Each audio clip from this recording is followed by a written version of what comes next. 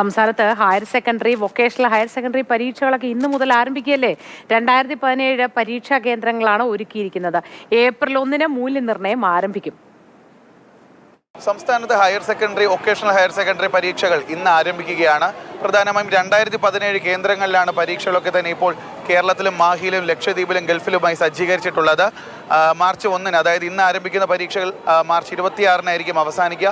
ഇതിനുശേഷം ഏപ്രിൽ 1-കൂടിയാണ് മൂല്യനിർണ്ണയം ഒക്കെ തന്നെ ആരംഭിക്കുന്നത്.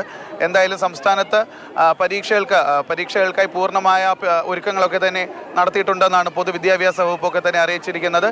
പരീക്ഷയ്ക്ക് എത്തിയിരിക്കുന്ന കുട്ടികളൊക്കെ തന്നെ ഇപ്പോൾ പൂർണ്ണ സജ്ജമാണ്. എല്ലാവരും അവരവരുടെ ക്ലാസ്സുകളൊക്കെ തന്നെ തിരഞ്ഞെടുത്തതിന് ശേഷം ക്ലാസ്സുകളിലേക്ക് കയറാനുള്ള തയ്യാറെടുപ്പിലാണ്. കൃത്യം 9:30-ക്ക് തന്നെ പരീക്ഷ ആരംഭിക്കും. 9:15 ക്ലാസ്സിലെത്തുന്ന കുട്ടികൾ 9:30 വരെ കൂൾ ഓഫ് ടൈമാണ്. അതിനുശേഷമായിരിക്കും പരീക്ഷകൾ ആരംഭിക്കുന്നത്.